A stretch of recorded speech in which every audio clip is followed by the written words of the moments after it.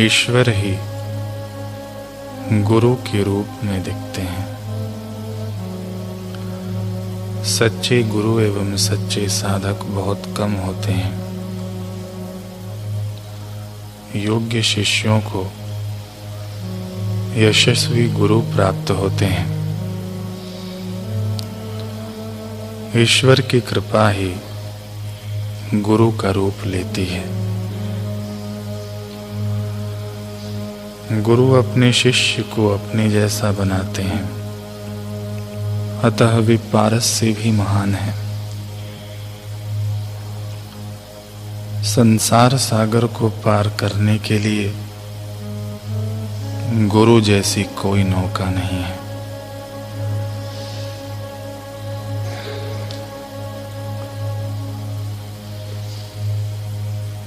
कल हमने सुना भाई मर्दाना को एक स्त्री हवेली के मुख्य द्वार की ओर बुलाती है। द्वार अपने आप खुल जाता है। मर्दाना चलते हुए कंकाल को देखकर डर जाता है और मन ही मन खुद को कोसने लगता है कि देखा, गुरुदेव श्री की आज्ञा की अवहेलना का फल। हे गुरुदेव, मुझे क्या हो गया था? मेरी मति क्यों मारी गई थी? नारायण के चरणों में था और कहाँ भूतहा महल में आ गया। तभी किसी के पीछे खड़े होने का एहसास हुआ। सहमी नजरों से पलट कर देखा तो एक सुंदर स्त्री खड़ी थी। फिर देखते ही देखते एक और स्त्री आ गई और फिर तीसरी भी। वे तीनों न तो आपस में कुछ बोल रही थीं और न भाई मर्दाना से। भाई मर्दाना ने कहा, कौन हो तुम और मुझे यहाँ बंद क्यों कर दिया? दरवाजा खोलो तुरंत, मुझे अपने गुरुदेव के पास जाना है। तभी उनमें से एक स्त्री बोली, आप डरिए मत, पहले कुछ स्वादिष्ट भोजन ग्रहण कर लीजिए, फिर आराम से हमारी रानी आपको सब बता देंगे। भाई मर्दाना ने कहा, कौन रानी? कहाँ की रानी? स्त्री ने कहा, घबराइए मत, यह गरीब खाना आपके लिए ही है। आपके गुरुदेव की आज्ञा से ही हमारी रानी ने आपकी सेवा के लिए सब प्रबंध किए हैं। फिर देखते ही देखते मेज पर अन्य स्त्रियों ने सुंदर पकवान लगा दिए। भाई मर्दाना ने जैसे ही सुना कि गुरुदेव की ही आज्ञा से यह सब हो रहा है, तो उनके मन में ठहराव आ गया। अब विलंब कहाँ करना था। भाई मर्दाना भोजन करने बैठ गए, वह भी ऐसे जैसे जन्मों से भूखे हों।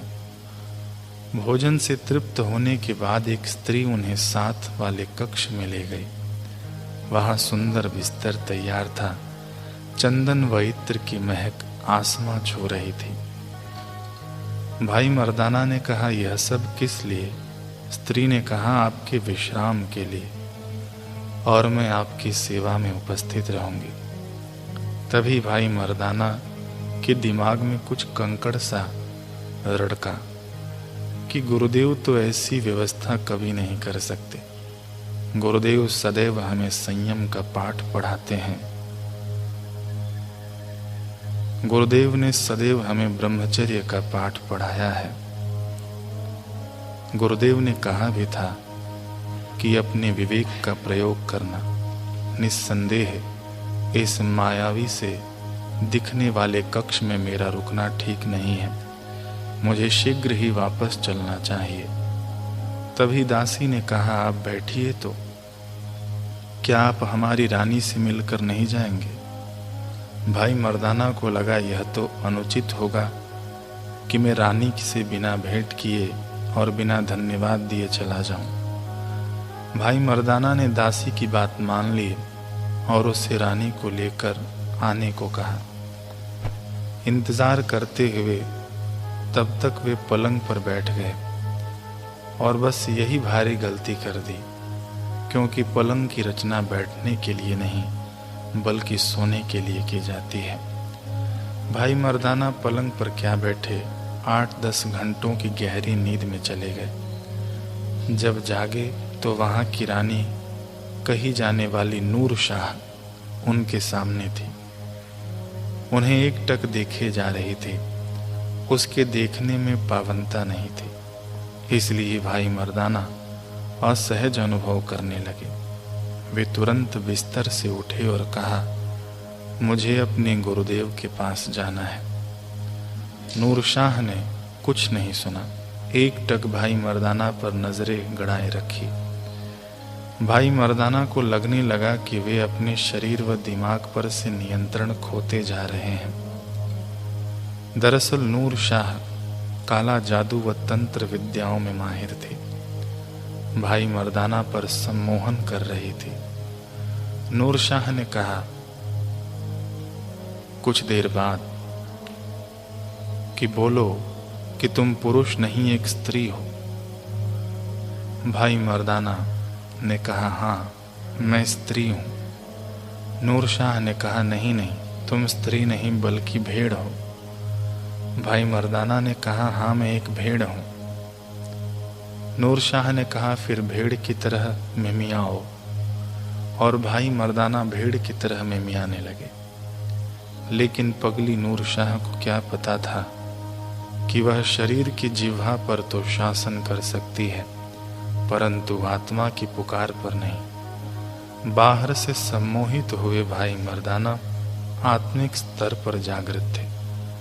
उनकी आत्मा चिंगाड़े मार मार कर गुरुदेव को पुकार रही थी कि हे गुरुदेव, आपके गुलाम पर, आपके दास पर कोई और अधिकार जमा रहा है। मुझे पता है मैंने गलती की है। आपकी आज्ञा नहीं थी नगर आने की, मैं जानता हूँ। मैंने ही जिद की, जरा सी भूख भी नहीं सहन कर सका। पर हे प्रभु, अब यहाँ स्वादिष्ट पकवान होने पर भी मुझे वह भूख प्रिय लग रही है जो आपके संग मिल रही थी, क्योंकि उसके होने पर भी आत्मा तो तृप्त थी। आप तो मेरे पास थे। हे दाता, मुझे जन्मों जन्मों की भूख प्यास मंजूर है, पर तेरी जुदाई और यहाँ की गुलामी नहीं। देखो, आ जाओ, नहीं तो आपके मर्दाना ने अब मर जाना है। फिर ढूंढ लेना आप भी कोई नया रवाब वाला। आपके लिए तो मुझसे बेहतर होगा,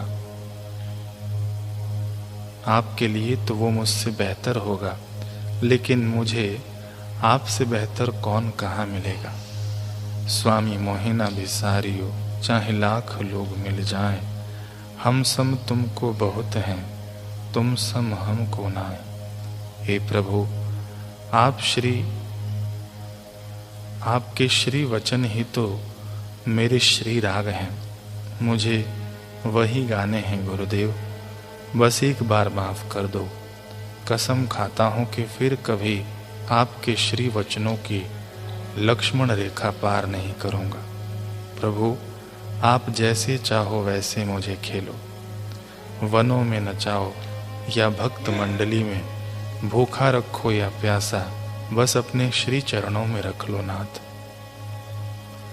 भाई मर्दाना के अंतर मन से उठी यह सच्ची पुकार भला गुरुदेव तक कैसे न पहुंचती। अचानक एक दिव्य प्रकाश ने उस कक्ष के द्वार पर दस्तक दी और फिर साक्षात श्री गुरु नानक देव जी वहां प्रकट हो गए। कांच का पिंजरा पत्थर लगने पर जैसे टूटता है, वैसे ही गुरुदेव के पावन दर्शन से भाई मर्दाना पर छाया जादुई तिलस्म टूट गया। दौड़कर भाई मर्दाना अपने गुरुदेव के श्री चरणों में लिपट गए। नूर शाह ने देखा कि उसकी कोई विद्या गुरुदेव पर असर नहीं कर रही। अंततः वह भी गुरुदेव के श्री चरणों में नतमस्तक हो गई। गुरुदेव जादुई नगरी में अपना दिव्य कौतुक दिखाकर अपने मर्दाना को लेकर आगे की यात्रा पर निकल गए। इस प्रसंग से हम सभी साधकों को यह बड़ी उत्तम सीख मिलती है कि माया हमें आमंत्रित करती है, अच्छे पकवान खिलाती है, अपनी ओर आकर्षित करती है, परंतु गुरुदेव की आज्ञा, उनकी दी हुई सीख हमारा सदैव रक्षण करती है। फिर भी हम फिसलें तो अपने गुरुदेव को आर्त भाव से पुकारें, आर्त भाव से गुहार करें, वे सदैव